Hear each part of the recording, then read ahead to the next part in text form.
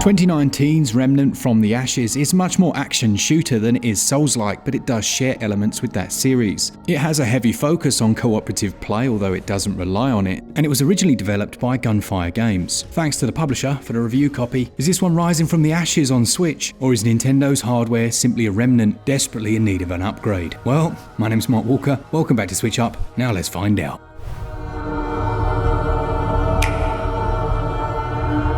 The narrative focuses on the Root, a malevolent presence, moving from world to world, destroying all its inhabitants and slaying its guardian. You don't actually play as the guardian, you're sent to find out exactly what's causing these beasts to be there in the first place, and head off to the Dragon's Tower. After a brief shipwreck, you meet the inhabitants of a surviving outpost based within Ward 13, and led by Commander Ford. While things start out relatively straightforward, I was pleased that the story moved beyond these quite generic confines and had you move between different worlds, and in that regard seemed to have influences from the likes of Stargate as well as a little Outcast, if you remember that one. There are a couple of late game decisive choices which will impact some of the experience that you get to see.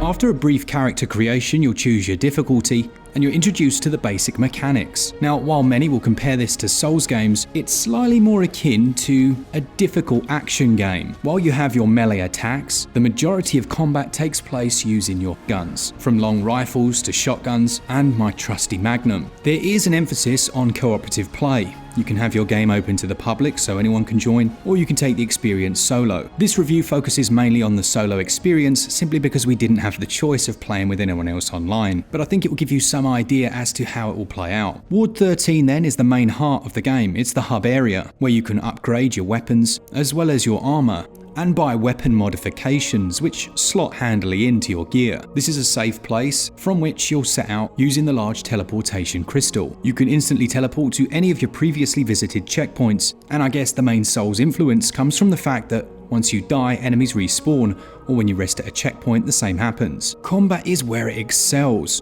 It feels truly liberating having the ability to attack enemies from range. I was very much hoping there would be gyroscopic controls, but unfortunately that isn't the case. With that said, there is some degree of auto lock-on, and all of these options can be tweaked down to the granular sensitivities of aiming down the scope, and I found the perfect balance which made control very easy. Now, as well as these ranged attacks, you can also use your melee. By holding the trigger down, you can perform a much heavier attack, or you can spam it to chain together a series. In its best moments, you'll be swinging off a few melee attacks, rolling out of the way, whipping out a gun, and eviscerating all those who stand in your path.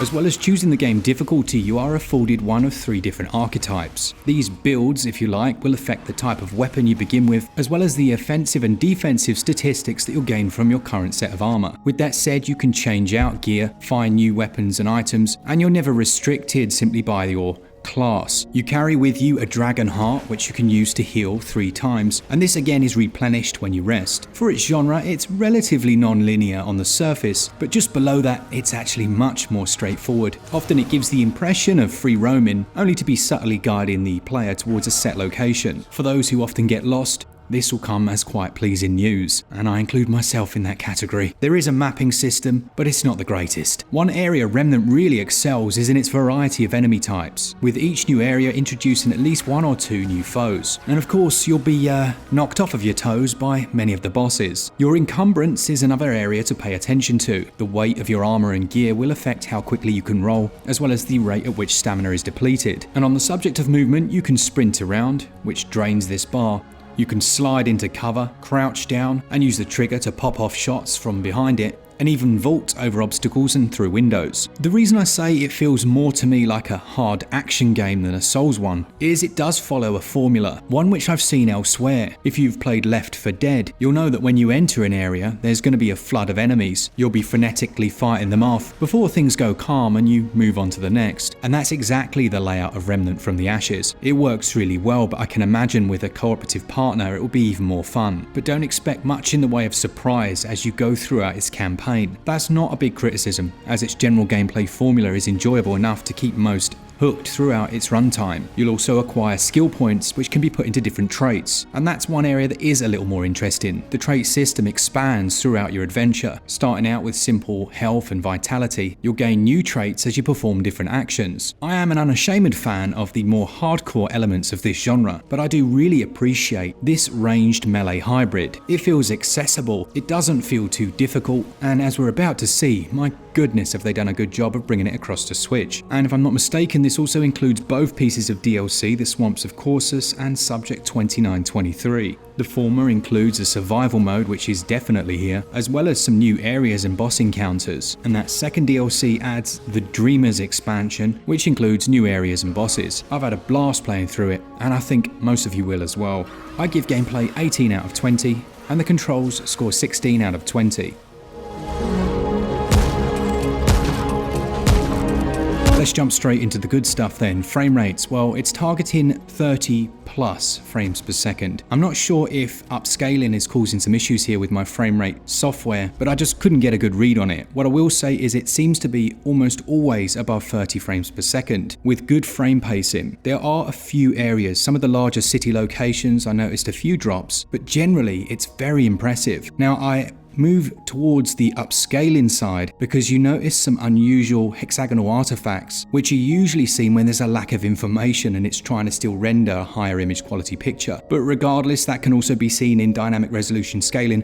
Whatever it is they're doing, it's working. The image remains crisp, it looks very nice indeed in motion, and it shines when playing in handheld mode. It previously struggled on PlayStation, so I was not expecting good things, but I can say from having played through the entire story, bar just a couple of areas, it really does run well. One of my only gripes with performance is in the load times. These are a little long. From the initial load to teleportation loading into new areas. Thankfully they're few and far between, but it's worth mentioning. Text size didn't feel like an issue for me on the Switch OLED, and I experienced one crash in my entire playthrough, which might be a complete one-off. The audio's carried across nicely, although some of the vocal samples seem to be a tiny bit lower quality. The musical score is excellent.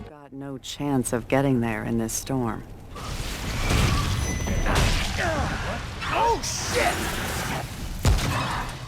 Gameplay relies heavily on audio cues as well. When enemies are defeated, the protagonist will exclaim in some way or other to let the players know they can relax. It excels at ambient sound. The filthy guttural tones of some of the enemies will make the hair stand up on the back of your neck, and that's only exacerbated when the player says something like, "What the hell is that?" when a new monster emerges. It's really good. So visuals and performance then, well, there are some dated aspects in terms of the design, but I still think the world looks nice and the performance is decent, if not perfect. For Switch, it is a valiant effort. Visuals and performance combined, they score 17 out of 20. Audio scores 16 out of 20. This one will set you back £34.99 or your regional equivalent, and I'm pleased to say there's a physical available as well. While you can run through the main game in around 15 to 20 hours, it's one that very much works well for replayability. You can revisit past areas to find secrets, and that addictive survival mode is a game unto itself. Don't start that first or you'll never get to the main game. Some will argue that this is expensive, but looking at the whole package as someone who's never played it before, I'm more than happy to pay the price they're asking for the product they've provided. Value scores 16 out of 20.